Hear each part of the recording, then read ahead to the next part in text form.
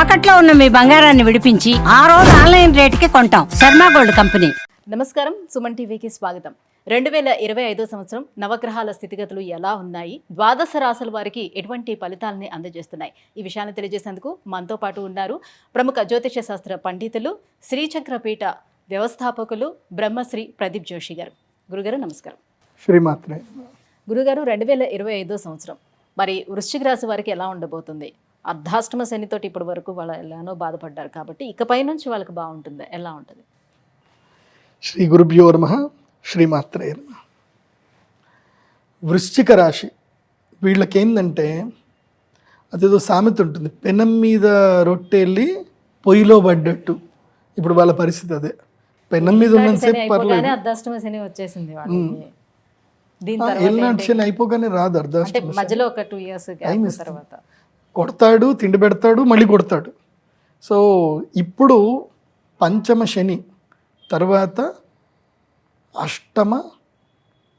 అష్టమ స్థానములు గురువు. అప్పుల పాలవుతారు, గుర్తుపెట్టుకోండి. అప్పుల పాలవుతారు, తప్పుడు నిర్ణయాలు తీసుకుంటారు. నేను ఒకటే చెప్తున్నా, వృశ్చిక రాశి వారు ఈ సంవత్సరము పెళ్లి చేసుకోకండి. చేసుకున్నారు జీవిత కాలానికి తప్పు చేసిన వాళ్ళు అవుతారు. నీ ఇష్టం చేసుకుంటే చేసుకోండి, నా ఒపీనియన్ వరకు చెప్తున్నాను. Don't take too much serious. కానీ వద్దు అని చెప్తాను. ఈ సంవత్సరం ఏంటంటే రుణము, రోగము కలుగుతాయి. రుణం కలుగుతుంది, రోగము కలుగుతుంది, దుఃఖము కలుగుతుంది. అండ్ ఆరోగ్యంలో కూడా ఇబ్బందులు వస్తాయి. మెంటల్ టెన్షన్స్ విపరీతంగా పెరుగుతాయి వృశ్చిక రాశి వారికి. మెయిన్గా నమ్మక ద్రోహాలు జరుగుతాయి. మీరు ఎవరినైతే ఎక్కువగా నమ్ముతున్నారో వాళ్ళకి నమ్మక ద్రోహాలు జరుగుతాయి. మే అయిపోయిందా, అక్షయ తృతీయ అయిపోయిందా, మీకు బ్యాండ్ బాజా బారాత్ ఉంటుంది. నేను అందుకే ఏం చెప్తాను అంటే, చాలా సింపుల్ లైఫ్కి అలవాటు పడిపోండి. మెయిన్గా ఏంటంటే అబ్బాయిలు వృశ్చిక రాశిలో పుట్టిన అబ్బాయిలు, అమ్మాయిలు కకృతి పడకండి. ముఖ్యంగా అబ్బాయిలు తొందర పడకండి. మ్యారేజ్ అని చెప్పి రిలేషన్షిప్స్లోకి వెళ్ళిపోయి ఫోటోలు దిగి ఏదో ఒకటి చేసుకొని కకృతి పడకండి. మొన్న ఈ మధ్యనే ఒక క్లయింట్ నాకు వచ్చిందనమాట. వాడు మ్యాట్రిమోనీలో చూస్తూ ఉన్నాడు, ఏమని అమ్మాయిలు పెళ్ళి గురించి చూస్తూ ఉన్నాడు. ఒక అమ్మాయి మ్యాట్రిమోనీలో చాటింగ్ చేస్తుంది. మనోడు కకృతిలో ఉంటాడు కదా, చాటింగ్ చేస్తాడు, అంత అయిపోయింది. ఆ అమ్మాయి కలుద్దాం అన్నది. యాక్చువల్ వాడికి ఆ అమ్మాయి నచ్చలే. నువ్వు నాకు నచ్చలేదు అన్నాడు. నాకు కూడా నువ్వు నచ్చలేదు, కాకపోతే జస్ట్ క్యాజువల్ మీటింగ్ అంతే, నీ థాట్స్ బాగా ఉన్నాయి, నాకు బిజినెస్ ఐడియాస్ కావాలంటే నేను నీకు ఫీజు ఇస్తాను అంతే. మనోడు ఫీజు ఇస్తాడు కదా అని జస్ట్ క్యాజువల్ మీటింగ్ అని పోయాడు. ఇచ్చింది 50,000 ఫీజు కూడా ఇచ్చింది. అంటే వాడికున్న తెలివితేటలకి, వాడికి ఐటీ టెక్ అనమాట.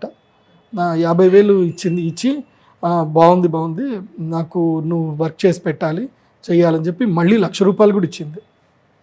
2వ నెలకి ₹1,00,000 ఇచ్చింది. సో ఏదో నేను చేపించుకుంటున్నాను, ఏదో ఆ అప్లికేషన్ డెవలప్మెంట్ చేయించుకుంది. తర్వాత ఆల్ ఆఫ్ సడన్గా నాకు నీతో పెళ్ళి అవసరం లేదు కానీ I want to be with you అని అంది. వీడు కకృతిగాడు కదా, పోయాడు. 1 కాదు 2 కాదు, 10-20 సార్లు వెళ్ళాడు. ఈమె తెలివితేటలు ఏం చేసింది, 10-20 సార్లు ఆమె ఇంటికి పోయిన ప్రతిసారి సీసీటీవీ రికార్డ్స్ అన్నీ కూడా సేవ్ చేసి పెట్టుకుంది. ఆ తర్వాత వీడి మీద రేప్ కేసు పెట్టింది. కథ, నన్ను పెళ్లి చేసుకో, లేకపోతే రేప్ కేసు, లేదంటే ₹1,00,000 లేకపోతే పెళ్లి చేసుకున్నా వాడు 3 కోట్ల ఆస్తి ఇవ్వాల్సిందే. వారసురాలు అయిపోతుంది, ఆస్తి హక్కు అయిపోతుంది కదా, అయిపోయి ఎటు కానీ పరిస్థితి అయిపోయింది అది. సో కకృతి పడకండి, మగాళ్ళు అబ్బాయిలు కకృతి పడకండి, అంతే, అర్థం చేసుకోండి. సో ఇది ఇప్పుడు వృశ్చిక రాశి వారికి ఇది వెరీ వరస్ట్ టైం. సో ముఖ్యంగా దిగ్బంధన యోగం, జైలుకి వెళ్ళడము, అనవసరమైన కేసుల్లో ఇరుక్కోవడము, దెబ్బలు తాకడము, ఇలాంటివి ఉంటాయి. తర్వాత మెయిన్గా ఫినాన్షియల్ ఫ్రాడ్స్ ఎక్కువగా జరిగే అవకాశం ఉంటుంది కాబట్టి జాగ్రత్తగా ఉండండి వృశ్చిక రాశి, అంతే. సో వృశ్చిక రాశి వారు చాలా ఈగర్గా వెయిట్ చేస్తున్నారు. ఈ ఒక్క అర్ధాష్టమ శని వెళ్ళిపోయిన తర్వాత మా డేస్ బాగుంటాయేమో అని చాలా ఈగర్గా వెయిట్ చేస్తున్నారు. నేను వృశ్చిక వదలాల్సింది లస్ట్, నమ్మక ద్రోహం జరుగుతుంది. లస్ట్ త్రూ నష్టం జరుగుతుంది.